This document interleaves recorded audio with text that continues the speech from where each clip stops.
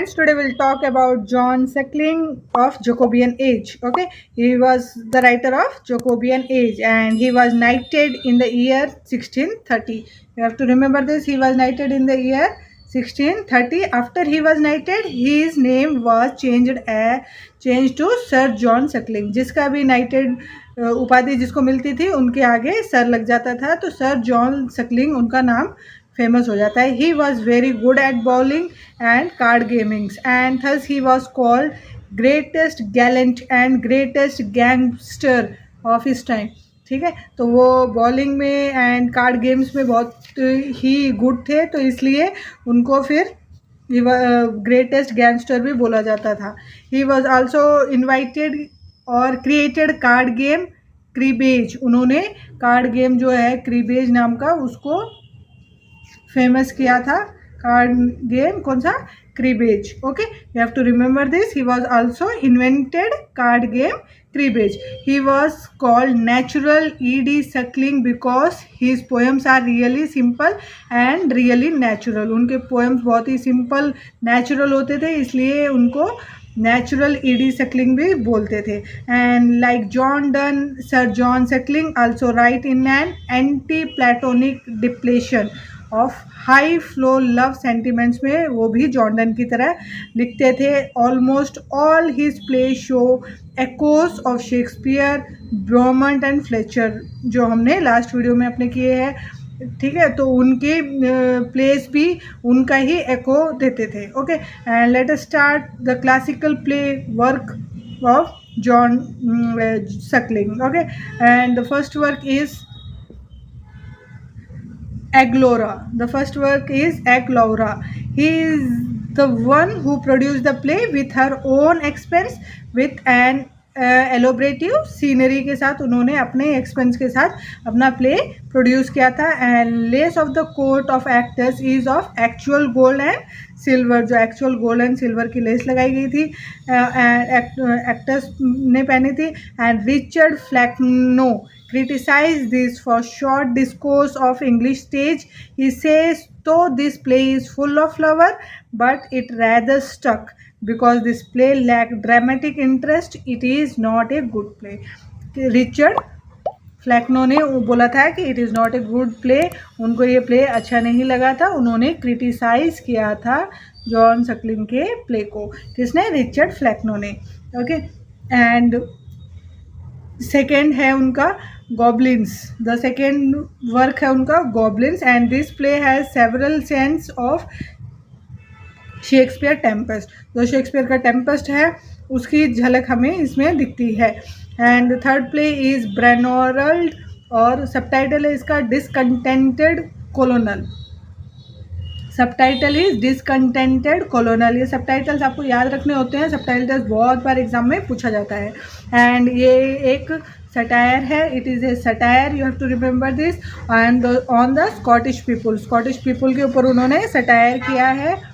Okay, and he was in favour of Charles one and against Scottish people. वो Charles one के favour में थे and he was against Scottish people. The next one is sad one. The fourth one is sad one. You have to remember this. And sad one ये left unfinished. It is left unfinished due to outbreak of civil war in 1642. जो civil वार start हो गया था 1642 के, तो उसके वजह से ये अनफिनिश्ड ही रह गया था. ओके, तो let us discuss about the poems of John Suckling. The first poem is A session of the poet. The first poem is A Session of the Poet and Trino Boccalini writer है inspired it. Okay, and it is a prototype of long line. एक long line का prototype है इसमें. and in this work there is a meeting and head of the meeting is Lord Apollo and the issue of meeting is that who will wear the Lorien व्रत. Lorien व्रत को कौन पहनेगा. ये कैसा है? It is like all and Nightingale जो हमने चौसर का पढ़ा था, ये उसी की तरह है. ठीक है, तो जैसे लॉर्ड अपोलो की मीटिंग हो रही है उसमें वो क्वेश्चन है कि who will where the Lorien व्रत. लॉरियन व्रत को कौन पहनेगा. Okay, and this is what you have to remember this in this.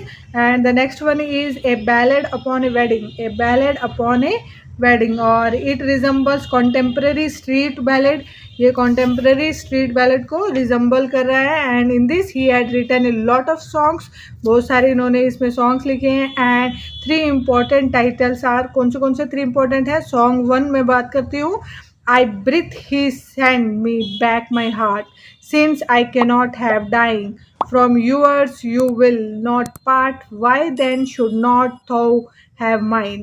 इसका मतलब होता है if you are not giving your heart to me why should I give my heart to you, आप मुझे अपना दिल नहीं दे रहे तो मैं अपना दिल आपको क्यों दूँ। ठीक है, तो इन्होंने ये फर्स्ट पोएम इसमें लिखा है। The next song is out upon it I have loved 3 whole days together. ठीक है, ये इनका सॉन्ग 2 है। ये जो शॉर्ट नोट्स है इनमें मैंने ये नहीं लिखा है, इसलिए मैं सिर्फ आपको ये बोल के बता रही हूँ। And the song 3 is why so pale and warm fond lovers. Pray है ये, why so pale will when looking well cannot wear her, looking I will prevail, thee why so पेल। ठीक है, ये इनके 3 सॉन्ग्स थे। बहुत बार एग्जाम में पूछ लिए जाते हैं, इसलिए मैं एक बार आपको, वैसे तो पूछा तो जाता है, मोस्टली नाम पूछा जाता है कि बैलेड अपॉन ए वेडिंग क्या है, लेकिन फिर भी हमने एक बार इसका ये पढ़ लिया है। Okay, the next writer is Richard loveless. आज 3 राइटर्स है, हम तीनों के तीनों कर देंगे ताकि हम आगे का जो है इंटररेग्नम स्टार्ट करें, आगे के चैप्टर स्टार्ट करें। And Richard loveless, the writer is Richard Lovelace, okay, and born in a wealthy family, he was born in a very wealthy family, and Charles once says to Oxford University to give him a degree, send him to Oxford University to give him a degree without even completing by Richard Lovelace। उन्होंने degree complete नहीं करी थी, फिर भी Charles one ने उन्हें Oxford की degree दिला दी थी। When he was in Oxford he wrote a comedy named Scholars। जब वो ऑक्सफोर्ड में थे, जब उन्होंने एक कॉमेडी लिखी थी स्कॉलर्स। ठीक है, ये एक ड्रामा है, कॉमेडी है, and it was never published but it was performed at Oxford college then in London. ये कभी भी पब्लिश नहीं हुई, लेकिन ये ऑक्सफोर्ड कॉलेज में परफॉर्म हुई थी और उसके बाद में लंदन में भी परफॉर्म हुई थी। He was imprison when he went to parliament and demand king Charles one to restore during civil war. उन्हें इम्प्रिजन किया गया था क्योंकि वो पार्लियामेंट में गए थे और उन्होंने डिमांड की थी कि चार्ल्स वन को वापस रिस्टोर गद्दी पे बिठाया जाए सिविल वॉर के टाइम पे। एंड 1640 ही रोट ट्रेजेडी, इन 1640 उन्होंने एक ट्रेजेडी लिखी थी। ठीक है, 1640 में उन्होंने जो ट्रेजेडी लिखी थी सोल्डेर, क्या नाम था? Soldier. You have to remember this, soldier based on military soldiers के ऊपर बेस्ड थी। And when he was realized he later join King Charles one, he spent all his money और फॉर्चून टू इक्विप्ड, मतलब make strong, Charles one को strong बनाने के लिए उन्होंने अपनी सारी मनी, अपना सारा फॉर्चून लगा दिया था army to fight with parliament. 1645 में पार्लियामेंट के साथ फाइट करने में उन्होंने अपना सारा पैसा चार्ल्स वन के ऊपर लगा दिया था। He went to France and fought against Spain, वो फ्रांस गए, उसके बाद में उन्होंने लड़ाई लड़ी स्पेन के खिलाफ। And when he return loveless was again imprison, जब वो वापस आए लवलेस को फिर से इम्प्रिजन किया गया, दिस टाइम बाय पुरिटन्स, जो पुरिटन्स वहाँ थे सिविल वॉर के टाइम पे, उन्होंने उन्हें फिर इम्प्रिजन किया, who were buttering against the church of England. ठीक है, जो चर्च ऑफ इंग्लैंड को चला रहे थे। He died in prison at the age of 39, वो प्रिजन में ही मर गए थे एट द एज ऑफ 39। ठीक है, and William Winstanley who thought highly too of Lovelace's work and compare him to Mr. Philip Sidney. William Winstanley compare him to Philip Sidney. You have to remember this point. This is very important point. And William Winstanley said that I can compare no man so like Colonel Lovelace as Philip Sidney.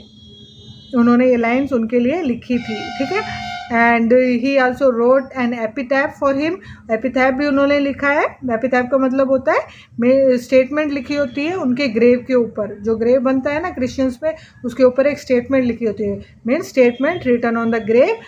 क्या लिखी थी उन्होंने? Nor is it fit then more I should acquaint lest man adore and when a scholar soldiers and a lovers saint. उन्होंने ये lines लिखी थी एपिटैप के ऊपर, किसके? रिचर्ड लवलेस के एपिटाइप के ऊपर। ओके, एंड इनके वर्क्स के बारे में बात करते हैं हम। पोइट्री जो इन्होंने लिखी थी, the first one is to Althea from prison. To Althea from prison, ये एक पोइट्री है एंड 3 स्टैंजास है इसमें, एंड अल्टरिंग राइमिंग लाइन्स है, अल्टरेशन वाली राइमिंग लाइन्स है। एंड फर्स्ट स्टैंजा जो है, his love for Althea is a kind of freedom that even no bird can imagine he was free. The first stanza इनका ये। The second stanza is in this he compare himself with A caged bird. इसमें वो अपने आप को compare कर रहे हैं केज्ड बर्ड, जो पिंजरे में बंद पंछी की तरह, but declare that he will still sing the praises of his king. और बोलते हैं कि मैं अभी भी पिंजरे में बंद होते हुए भी अपने राजा के लिए उनकी तारीफ में गाने गा सकता हूँ। एंड फिश इन द सी, जैसे कि फिश सी में रहती है। And wind is so free, हवा को कोई बांध नहीं सकता। इन दोनों से ज़्यादा मैं फ्री, आज़ाद हूँ, हवा से, फिश से, सबसे। एंड जेल में रहकर भी अपने राजा की तारीफ कर सकता हूँ। The third stanza is he reinforces his belief the stone walls and iron bars can not imprison him. वो बोलते हैं कि आयरन बार, स्टोन वॉल्स, पत्थरों की दीवारें मुझे नहीं रोक सकती, मुझे नहीं बांध सकती। This kind of secularism is helping me to get into an reflective state and think more about my life। ये मुझे बहुत ही प्रेरणा देता है कि मैं सोच सकूं, अपने जीवन के बारे में सोच सकूं। He conclude by saying if his heart and soul are free to love whomsoever he chooses। बोलते हैं मेरा हार्ट एंड सोल, मेरी आत्मा अगर फ्री है, जिसको मैं प्यार करना चाहूँ, जिसके बारे में मैं सोचना चाहूँ, अगर मैं सोचूँ, only the angel and heaven can experience the boundless level of freedom that he actually feel. सिर्फ वो ही मेरा समझ सकते हैं जैसा मैं फील कर रहा हूँ। ठीक है, इसमें एक लाइन है बहुत बार पूछी जाती है, stone walls do not a prison, make not iron bars a cage, mine innocent and quiet stage that for an hermitage। ये इन्होंने लाइंस लिखी है कि मुझे कोई भी पत्थर की दीवारें, सिरिये की जेलें, मुझे लोहे की जेलें मुझे नहीं रोक सकती। ठीक है, मेरे राजा की तारीफ करे बिना। He wrote this when he is imprison first time by the parliament. जब ये फर्स्ट टाइम इम्प्रिजन थे पार्लियामेंट में, तब इन्होंने ये लाइन्स लिखी थी। The next is Lucasta on giving into the war। the next is Lucasta on giving to the war। okay, and this poem he wrote when he is in prison second time। जब इनको second time prison में रखा गया था, तब इन्होंने लिखा था by the Puritans ने रखा था ना इनको जेल में। he is talking to Lucasta who is his lover। वो अपने lover Lucasta से इसमें बात कर रहे हैं। okay, अपने लवर लुकास्टा से इसमें बात करें, who is his lover and justifying why he went to war in a pen.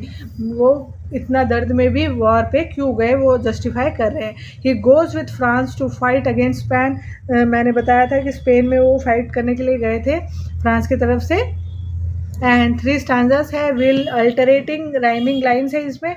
And this poems is like apology and explanation to Lucasta. वो एक सॉरी फील कर रहे हैं, एक्सप्लेन कर रहे हैं लुकास्टा को फॉर लीविंग हर, उसे छोड़ने के लिए, एंड गो टू वॉर, क्योंकि उसे छोड़ के वो वॉर पे गए हैं। इसमें स्टैंजा 1 में वो बात कर रहे हैं, he says yours love give me tranquility and peace which is a person get into a nunnery।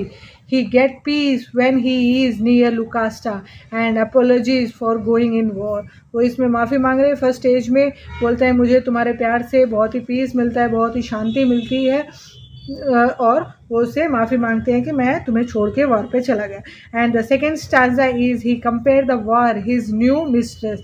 वो जो वॉर है उसको अपनी नई मिस्ट्रेस, नई गर्लफ्रेंड बताते हैं। ओके, एंड सेकेंड स्टैंजा 3 में वो बोलते हैं, he says Lucasta should appreciate his decision to leave her. बोलते हैं कि तुम्हें मेरी तारीफ़ करनी चाहिए कि मैंने तुम्हें छोड़ा है। He says you love me because I am honourable and fight for my country.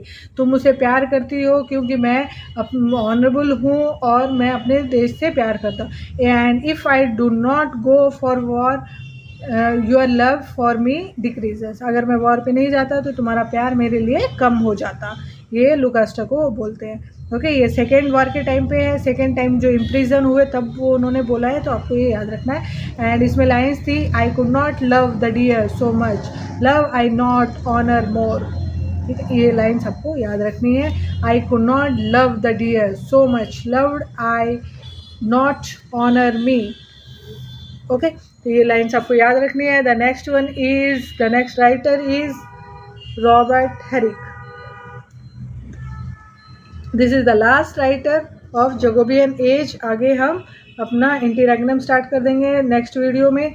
जल्दी से जल्दी हम शॉर्ट फॉर्म में अपना पोर्शन कंप्लीट करने की कोशिश कर रहे हैं, सिर्फ एग्जाम पॉइंट ऑफ व्यू से। जो भी नोट्स है प्रोवाइड की जा रही है, ये सिर्फ एग्जाम पॉइंट ऑफ व्यू से। आप लास्ट मोमेंट पे भी इसको पढ़ोगे तो आपका एग्ज़ाम पक्का ही 100% क्लियर होगा, without any doubt. Okay, and the Robert Herrick, he became a priest in the year 1623। वो प्रिस्ट बने थे 1623 में। And he the year 1629 he became the vicar, वो वाइकर बने थे। एंड ही वॉज बार्ड मतलब throw out from the church because he was the supporter of King Charles one. वो भी सपोर्टर थे किंग चार्ल्स वन के, इसलिए इन्हें सबको कैवेलियर पोइट्स भी बोला जाता है, तो इसलिए उन्हें बाहर कर दिया गया था, चर्च से निकाल दिया गया था। But after the monarchy was restore he was again given the post of Dean Prior of the church.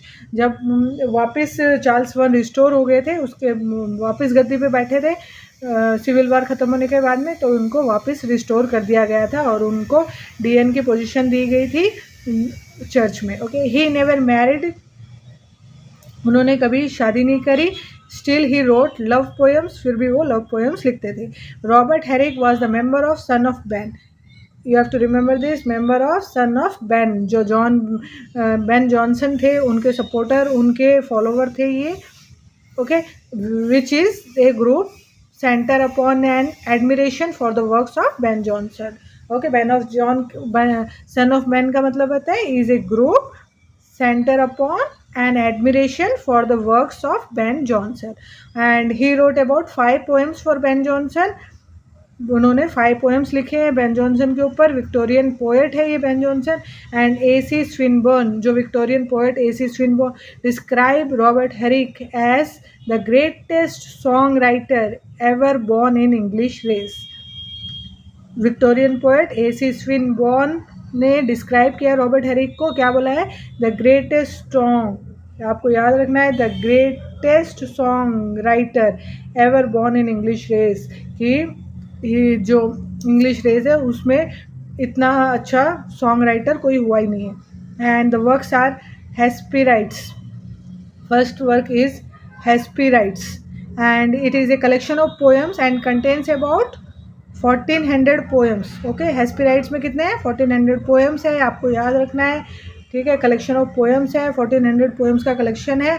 And Robert Herrick wrote about 2500 poems in his life time, लेकिन वो 2500 पोएम्स ही लिख पाए थे अपने लाइफ टाइम में। And noble members जो थे, this is a first book of poetry written by Robert Herrick.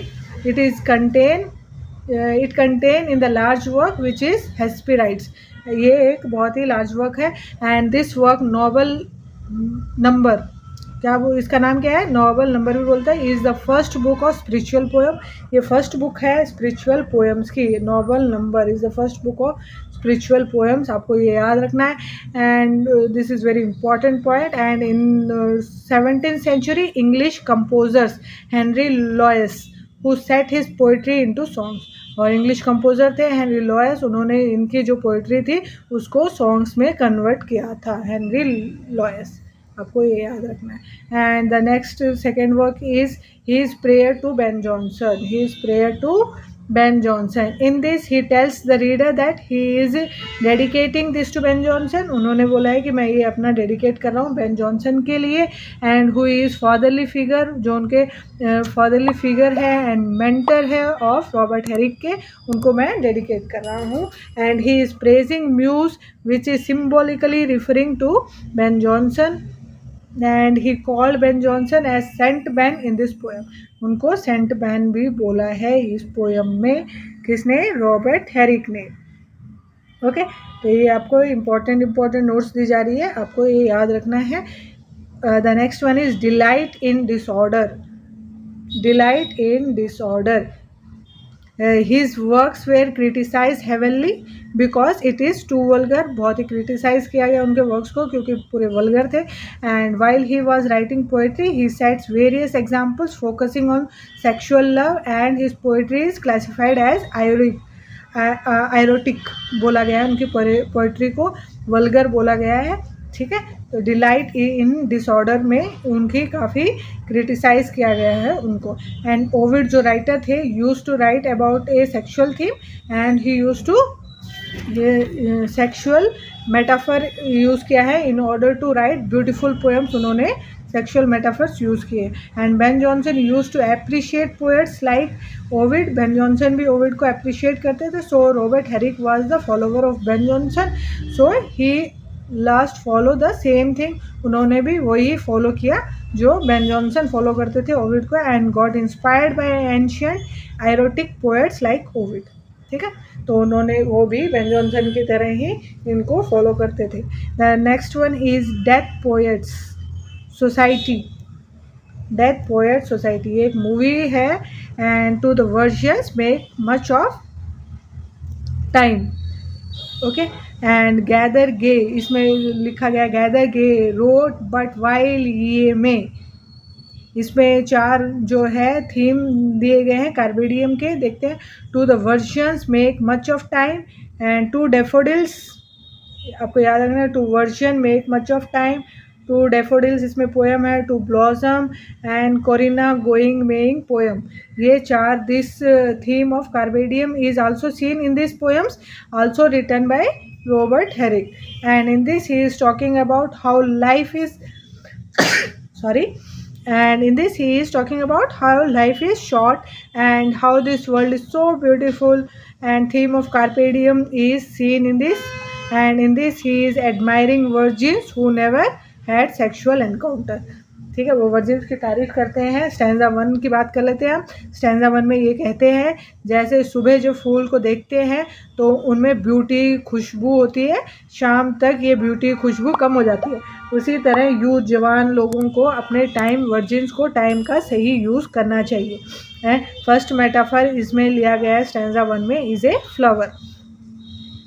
Is a flower. The next metaphor is second stanza में.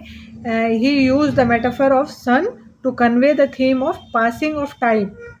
Passing of time के लिए convey the theme of passing of time. He used the metaphor of sun.